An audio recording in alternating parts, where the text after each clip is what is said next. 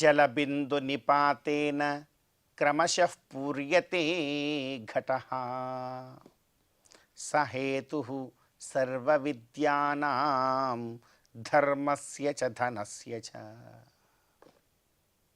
అత్యంత పవిత్రమైనటువంటి ఈ అధిక జ్యేష్ఠ మాసంలో శుభోదయ వేళలో దేవదేవుడైనటువంటి శ్రీమన్నారాయణుణ్ణి, కలియుగ ప్రత్యక్ష దైవమైనటువంటి శ్రీ వెంకటేశ్వర స్వామి వారిని పరిపరి విధాలుగా శరణాగతి చేస్తూ ఉత్తమమైన ఈ అధిక జ్యేష్ఠ మాస శుభోదయ సమయాన్ని మనం చరితార్థం చేసుకుంటూ ఉన్నాం. ఈ అధిక జ్యేష్ఠ మాసంలో మనందరి యొక్క ప్రధానమైనటువంటి కర్తవ్యం గోవిందుడి యొక్క ఆరాధన. గోవిందుణ్ణి, శ్రీమన్నారాయణుణ్ణి ఎంతగా భక్తి ప్రపత్తులతో మనం ఆరాధన చేస్తామో అంత గొప్పదైనటువంటి మహాభాగ్య రూపమైనటువంటి ఫలాన్ని మనందరం పొందగలుగుతాం. అదే కోరుతున్నాం చూడండి. ధర్మము లేదా ధన సముపార్జనము ఎటువంటి కార్యమైనా కావచ్చు కాక నిదానముగా ఆచరిస్తే మాత్రమే మనము ఆ ఫలాన్ని పొందుతాం. ధర్మమైన రోజు కొంత కొంత కొంత రోజు చెయ్యాలి, రోజు ఆచరించాలి. అయ్యా నేను ఒకరోజు దండిగా చేసేస్తాను, మిగతా రోజుల్లో గమ్ముకుంటానండి. సంధ్యావందనం రోజు చేయరా అంటే చేయడు. చేసిన రోజు సహస్ర గాయత్రి చేస్తాడు, మిగతా రోజు కనీసం చెంబు కూడా పట్టుకోడు. భగవత్ కైంకర్యం చేయరా అంటే ఒకే రోజు అన్నీ ఎన్ని ఉన్నాలో అన్నీ చేసేస్తాడు. పూలు కొంటాడు, పండ్లు కొంటాడు, నివేదనలు పెడతాడు, ఉపవాసాలు ఉంటాడు, అన్నీ మిగతా రోజుల్లో ఇష్టం వచ్చినట్టు ఉంటాడు. చదువు కూడా అంతే, ఒకరోజు ఫుల్లుగా బాగా చదువుతాడు, మిగతా రోజుల్లో పుస్తకం కూడా పట్టాడు. ఇలా ఉంటే జీవితంలో అది ధర్మము కావచ్చు, ధనం కావచ్చు, అది ఏదైనా కావచ్చు గాక అది నీకు నిలబడదు. ఒక రోజులో వచ్చే డబ్బు ఎప్పుడూ నిలబడదు. అది రోజు కొంత కొంత కొంత కొంత వస్తూ ఉండాలి. అదే అంటున్నారండి శాస్త్రంలో కూడా, జల బిందు నిపాతేన క్రమశః పూర్యతే ఘటః. ఒక కుండ పరిపూర్ణంగా నిండాలి అనంటే ఆ కుండలో పడేటువంటి నీరు నిదానంగా పడాలి. నీరు గనక నిదానంగా ఒక ధారలా పడుతూ ఉంటే ఆ ధారతో నిండి నిండి నిండి కుండ పరిపూర్ణమవుతుంది. అలా కాకుండా కుండను నింపడానికి గబుక్కుమని నీళ్ళు అందులో పోసామనుకో, కుండ ఒలికిపోవచ్చు, పగిలిపోవచ్చు, సగం నీళ్ళు బయటే పోవచ్చు, చివరికి కుండ సగమే నిండొచ్చు, మిగతాది నిండకపోవచ్చు. కనుక చదివే విద్య అయినా, చేసే దానమైనా, ఆచరించే ధర్మమైన అది ఏదైనా కూడా క్రమశః చెయ్యి. నువ్వు రోజు రోజు ఆచరిస్తేనే వస్తుంది. కానీ ఇది ఒక్కరోజు చేసేసి మిగతా రోజుల్లో గొమ్మనైపోతే అది నీకు దేనికి ఉపయోగపడదని పెద్దలు తెలియజేస్తున్నారు. అందుకే అంటున్నాం, జల బిందు నిపాతేన క్రమశః పూర్యతే ఘటః సహేతు సర్వ విద్యానాం ధర్మస్య చ ధనస్య చ. కాబట్టి ఈ యొక్క విఘ్నతని మనం అందరం కూడా గుర్తుంచుకొని ముందుకు వెళ్ళే ప్రయత్నం చేద్దాం. ఈ ప్రయత్నంలో ఉత్తమమైనటువంటి ఫలాలను అందించమని ఆ గోవిందుని మనసారా కోరుకుంటూ, ఈనాటి తిథివార నక్షత్రాలలో ఉండేటువంటి తత్వాన్ని కాస్త మన జీవితానికి అన్వయించుకునే ప్రయత్నం చేద్దాం. ఈ రోజున మే నెల 27వ తేదీ అధిక జ్యేష్ఠమాస శుక్లపక్ష ఏకాదశి తిథి. ఏకాదశి తిథికి ప్రధానంగా అధిదేవత విశ్వే దేవతలు. అయితే ఇందులో మన ప్రధానమైన కర్తవ్యం మన ఏకాదశ ఇంద్రియములను అదుపులో ఉంచుకునే ప్రయత్నం చేయడం. మన ఏకాదశ ఇంద్రియములను మన అదుపులో ఉంచుకునే ప్రయత్నాన్ని మనం చేస్తూ భగవదుపాసనలో ఉంటూ, అదేవిధంగా ఈ రోజున నక్షత్రం హస్త నక్షత్రం, అధిదేవత సూర్య భగవానుడు. సూర్య భగవానుడి యొక్క ఆరాధన ఆయురారోగ్యాలను ఇస్తుంది. విశేషించి ఏకాదశి తిథితో పాటుగా బుధవారం కలిసి వచ్చింది. ఈ రోజున తులసీ దళాలతో మహావిష్ణువు యొక్క ఆరాధన మనకు మోక్షప్రదమవుతుంది. కనుక ఈ ఆరాధనా కైంకర్యాన్ని మనం అందరం కూడా తూచా తప్పకుండా ఆచరించే ప్రయత్నం చేస్తూ, ఈనాటి తిథివార నక్షత్రాలలో ఉండేటువంటి తత్వాన్ని కాస్త మన జీవితానికి అన్వయించుకునే ప్రయత్నం చేద్దాం. శ్రీ మహాలక్ష్మియట సింగారాలకే మరుదు, కాముని తల్లియట చక్కదనాలకే మరుదు. శ్రీ మహాలక్ష్మియట సింగారాలకే మరుదు, కాముని తల్లియట చక్కదనాలకే మరుదు. సోమునితో బుట్టువట సొంపు కళలకే మరుదు. కోమలాంగి ఈ చూడి కుడుతనాంచారి, చూడరమ్మ సతులాల శోభాన పాడరమ్మ కూడున్నది, పతి చూడి కుడుతనాంచారి.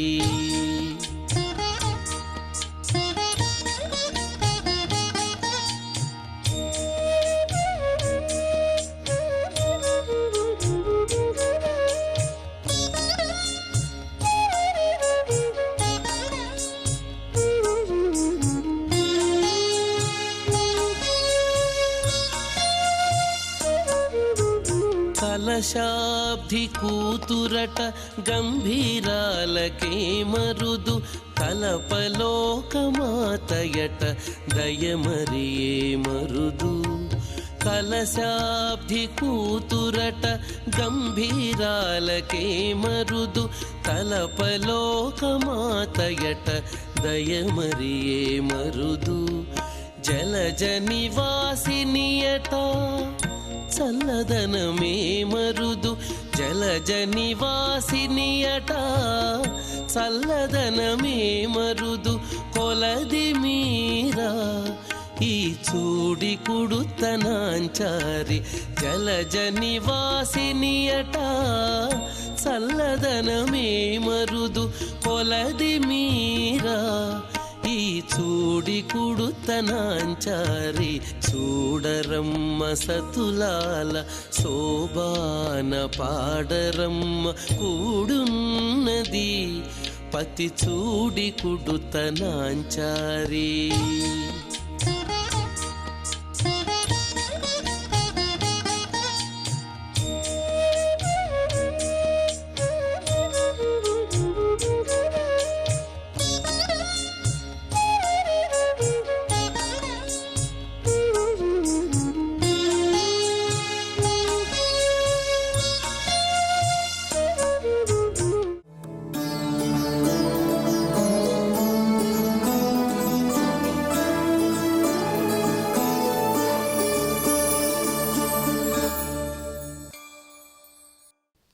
శ్రీవేంకటాద్రినిలయః కమలాకాముకపుమాన్ అభంగుర విభూతిర్నస్తరంగయతు మంగళం. ప్రియ భగవద్బంధువులారా, ఎక్కడ మనం వాసం చేయాలి ఈ కలియుగంలో? ఏదో ఒక చోట వాసం చేస్తే మనకు కలిగేటువంటి ప్రయోజనాలేమిటి అని మనం ఒక్కసారి విచారించుకోవాలి. వేదాంత దేశికులు అనేటువంటి ఆచార్యులు రహస్యత్రేసారం అనేటువంటి ఒక గ్రంథంలో ఎక్కడెక్కడ భాగవతులు వసించాలి, దాని ద్వారా వాళ్ళకి కలిగేటువంటి ప్రయోజనం ఏమిటి అని తెలియజేస్తున్నారు. ఋషులు, మహర్షులు, దేవతలు వీళ్ళందరూ కూడా అడుగుతూ ఉన్నారు. ఏకపాద స్థితే ధర్మే ఎత్ర క్వచనగామిని కథం వస్తవ్యమస్మాభిః భగవంస్తద్వదస్వనః అని నారాయణీయం అనేటువంటి ఒక స్తోత్రంలో, ఓ స్వామి, ఈ కలియుగం ఏ ప్రకారంగా ఉన్నదంటే ఇది చాలా క్రూరంగా ఉన్నది. ఏకపాద స్థితే ధర్మే అన్నారు. ధర్మం ఒక్క పాదంతో నడుస్తూ ఉన్నది. కృతయుగంలో ధర్మానికి 4 పాదాలు, అదే ప్రకారంగా త్రేతాయుగంలో ధర్మానికి 3 పాదాలు, ద్వాపర యుగంలో ధర్మానికి 2 పాదాలు, కానీ కలియుగంలో ఒకే ఒక పాదమట. ఇటువంటి సందర్భంలో మనం ఎక్కడ వాసం చేయాలి అనే ఆ ప్రశ్నకు సమాధానంగా గురవో యత్ర పూజ్యంతే సాధువృత్తాః సమన్వితాః వస్తవ్యం తత్ర యుష్మాభిః యత్ర ధర్మో నహీయతే. ఇది విశేషంగా మనకు ఆ భారతంలో శాంతి పర్వలో ఉన్నట్టు మనకు పెద్దవాళ్ళు తెలియజేస్తున్నారు. ఈ ధర్మాచరణ బుద్ధి మనం కలగాలంటే ఎక్కడ మనం వాసం చేయాలి, ఎక్కడ నివసించాలి? మనం అనుకుంటూ ఉంటాం ఎవరితో సంబంధం లేకుండా మనం ఎక్కడో ఒక చోట పెద్ద ఇల్లు కట్టుకొని ఉండిపోతాము. దాని ద్వారా మనకు ఎటువంటి భావన కలుగుతుందంటే భగవద్భక్తి కలగదు. మనమేదో సుఖంగా ఉంటున్నాము, ఎవరితో సంబంధం లేకుండా ఉంటున్నాము, ఇదే పెద్ద గొప్ప అనుకుంటాం. కానీ అది కాదు వాసం, అక్కడ కాదు వాసం చేయడం. గురవో యత్ర పూజ్యంతే, గురుదేవులు ఎక్కడైతే అందరి చేత కూడా గౌరవింపబడతారు అచ్చట మనం వాసం చేయాలి. గురవో యత్ర పూజ్యంతే సాధువృత్తాః, అలాగే సమాన్వితాః. ఈ కలియుగంలో గురువుల్ని మనం పూజించాలండి.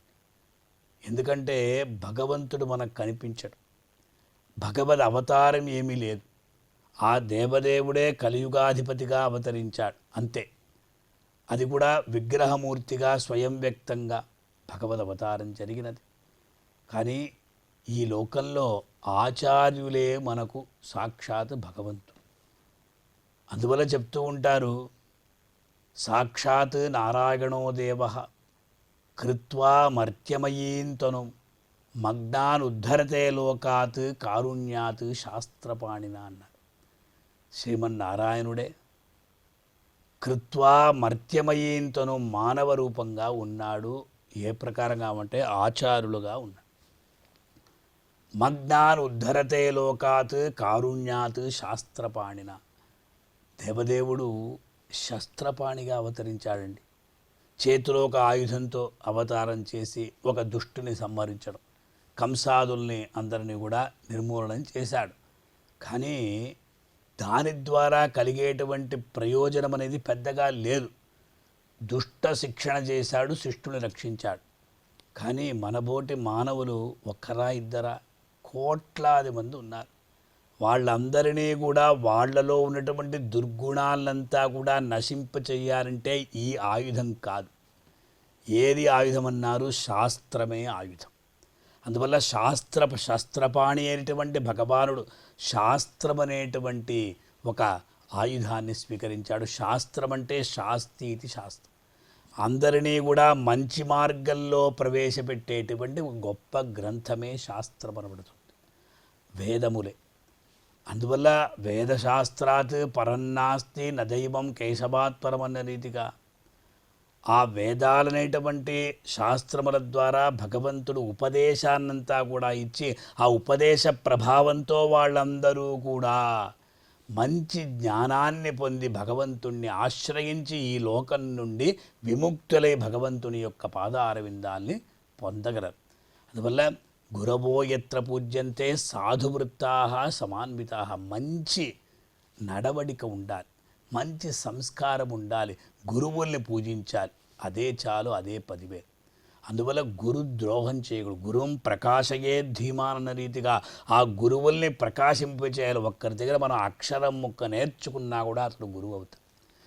కొంతమందికి గురువు కన్నా కూడా మంచి జ్ఞానం ఉంటుంది. ఎందుకంటే ముఖే ముఖే సరస్వతి అన్నారండి. ఆ సందర్భంలో శిష్యాదిచ్చేత్ పరాజయమని కూడా చెప్తూ ఉంటారు. అందువల్ల ఆచార్యుడి యొక్క ఉపదేశాన్ని మనం చక్కగా వినాలి. ఆ ఉపదేశంలో ఉన్నటువంటి విషయ విశేషాలను చక్కగా తెలుసు, దాన్ని ఆచరించాలి. వస్తవ్యం తత్ర యుష్మాభిః ఎత్ర ధర్మో నహీయతే, ఎక్కడైతే గురువులు పూజింపబడతారు, ఎక్కడైతే ధర్మాచరణ అనేది ఎల్లప్పుడూ కూడా ఉంటూ ఉంటుందో అచ్చట మీరందరూ నివసించారు. ఎందుకంటే గురువు యొక్క ఉపదేశ ప్రభావం చేత మనలో ఉన్నటువంటి కల్మషాలంతా తొలగుతాయి. ఎప్పుడైతే మనలోని కామ క్రోధ లోభ మోహ మదమాత్సర్య అనేటువంటి అరిషడ్వర్గాలు తొలగుతాయో ఆ సమయంలో ఆ భగవంతుని యందు మనకు ఒక విచిత్రమైనటువంటి వివిధమైనటువంటి భక్తి కూడా ఏర్పడి ఈ సంసారం నుండి మనం విముక్తులవుతాం. కనుక ఇటువంటి వాసాన్ని మనం కోరాలి.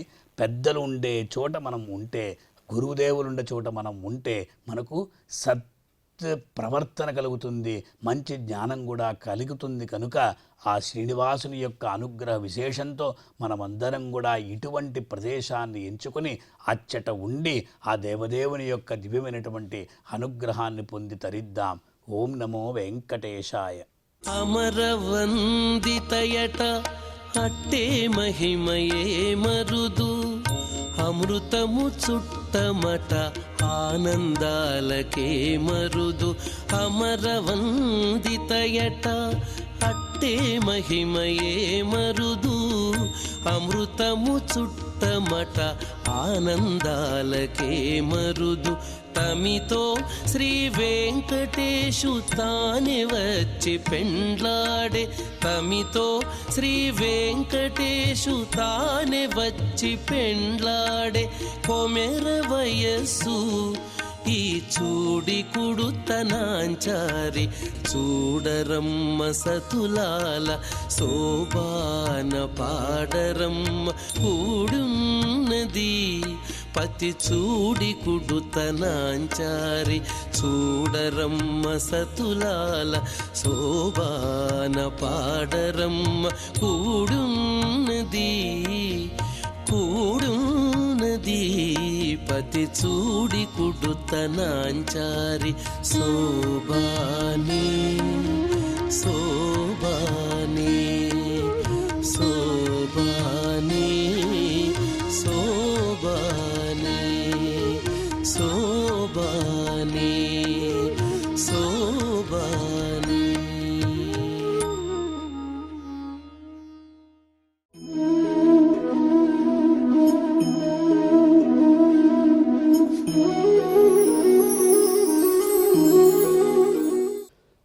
సంగీత సాహిత్య రసానుభూత్యై కర్ణద్వయం కల్పితవాన్ విధాత.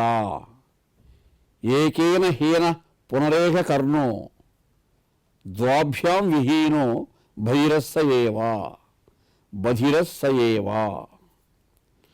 లోకంలో చెవిటి వాళ్ళు ఉంటారు. అంటే చెవులతో వినే శక్తి కోల్పోయినటువంటి వాళ్ళని చెవిటి వాళ్ళు అంటాం. నిజమైనటువంటి చెవిటి వాళ్ళు ఎవరు అంటే సంగీత సాహిత్యాల పట్ల ఆసక్తి లేనివారు అని ఈ సుభాషితం చెప్తూ ఉంది. అంటే విధాత కర్ణద్వయం కల్పితవాన్. బ్రహ్మ మానవునికి జీవునికి రెండు చెవులు ఎందుకు ఇచ్చాడంటే ఒక చెవితో సంగీతము, ఒక చెవితో సాహిత్యం. రెండు చెవులతోనూ సంగీత సాహిత్యాలు వినడానికి ఇచ్చాడు. సంగీత సాహిత్యాల పట్ల ఆసక్తి లేదనుకోండి, వాడు చెవిటివాడితో సమానమే. వాడు లోకంలో ఇంక ఏ విన్నా కానీ ఏం పనికొస్తుంది? ఎందుకంటే రసానుభూతి, చదువుని ఎంత కలిగిన రసజ్ఞత ఇంచుక చాలకున్న ఆ చదువు నిరర్థకంబు అని చెప్పారు కదా. కాబట్టి రసానుభూతి, రసజ్ఞత, రసాస్వాదనం చేసే లక్షణం లేనటువంటి అంతరంగానికి ఏమి చెప్పినా ఏమి లాభము?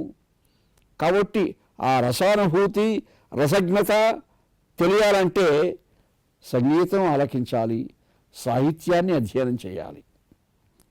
ఎందుకంటే ఏకం ఆపాత మధురం అన్యత్ ఆలోచనామృతం అన్నారు. అటువంటి సంగీత సాహిత్యాలు మహాభారతాన్ని ఆంధ్రీకరిస్తూ మహాకవి తిక్కన్న ఏమన్నారు? భారతామృతం కర్ణపుటంబుల ఆరగ్రోలి. మహాభారతం అనే అమృతాన్ని కర్ణపుటములతో ఆస్వాదించాలనుకునే ఆంధ్రుల కోసం నేను ఈ భారతం చెప్తూ ఉన్నాను. కావున భారతామృతం కర్ణపుటంబుల ఆరగోలి ఆంధ్రావళి మోదమున్ వరయ అంచిత సాత్యవతేయ సంస్మృతి శ్రీ విభవాస్పదంబైన చిత్తముతోడి మహాకవిత్వ దీక్షా విధి నుండి పద్యముల గద్యములను రచయించదన్ కృతులు అని అన్నారు. కాబట్టి ఆ గానాన్ని ఏ విధంగా వింటామో, సంగీతాన్ని ఏ విధంగా వింటామో, కర్ణపుటంబుల ఆరగోలి అన్నట్టుగా మహాభారతాన్ని కానీ రామాయణాన్ని కానీ మనము ఆస్వాదించాలి. అలాగే సామవేద సామగాన సప్తస్వర ప్రస్తారాలతో కూడినటువంటి సంగీతం అంటే సామాన్యమా? అటువంటి సంగీతాన్ని అధ్యయనం చేసినటువంటి మహానుభావులు అన్నమాచార్యుల వారు కానీ, త్యాగరాజస్వామి వారు కానీ, వారు చెప్పినటువంటి కీర్తనలు, భగవంతుని కీర్తిని చెప్పినటువంటి అంశములే కీర్తనలు. కీర్తనము అంటే మనం ఏ మానవున్నో కీర్తిస్తే కీర్తనం కాదది. భగవంతుని గురించి చెప్పినటువంటి అంశములే అవే సంకీర్తనలు. 32,000 సంకీర్తనలు చెప్పారు అన్నమాచార్యుల వారంటే ఆ సంగీతాన్ని మనం ఆలకించాలి. కళాకారులు గానం చేస్తూ ఉంటే ఒక మాట ఎవ్వని పేరు కర్ణములలో ఉయ్యారమై సోకినన్ సకలాఘంబులు పలటిల్లి తొలగున్ సంభ్రాంతితో అట్టి సత్సుకరున్ మంగళతీర్థపాదు హరి విష్ణున్ దేవదేవేశునిన్ అకలంక స్థితి గురించి భక్తులకు లేదడ్డంబు రాజాగ్రణి అని కర్ణములలో ఉయ్యారంగా సోకే ఆ భగవన్నామ సంకీర్తనాన్ని ఆలకించినప్పుడు, భగవంతుని యొక్క గుణనామ సంకీర్తనాన్ని సంగీతం ద్వారా మనం ఆలకించినప్పుడు ఒక పారవస్యం కలుగుతుంది. పరమాత్మ అందుకే మనకు 2 చెవులు ఇచ్చాడు. సంగీతాన్ని సాహిత్యాన్ని ఆస్వాదించడానికే ఇచ్చాడు. అలా మనం ఆస్వాదించలేదనుకోండి, చెవిటి వాళ్ళతో సమానమే. బధిరస్సయేవా, అటువంటి వాళ్ళే బధిరులు, అటువంటి వాళ్ళే చెవిటి వాళ్ళు.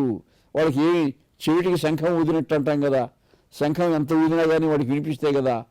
కాబట్టి భూషణములు చెవులకు అన్నాడు పోతన్న గారు. గానం అనేది ఎటువంటిది? భగవంతుని యొక్క గుణనామ సంకీర్తనం ఎటువంటిది? భూషణములు చెవులకు, అగపేషణములు, మృత్యుచిత్త భీషణములు, కళ్యాణ విశేషణములు, హరి గుణోపచిత భాషణములు అని అన్నారు. కాబట్టి ఆ భగవంతుని యొక్క గుణనామ సంకీర్తనాన్ని వినాలి అంటే సంగీతం కావాలి, సాహిత్యం కావాలి. మహాకావ్యాలు వర్ణించారు.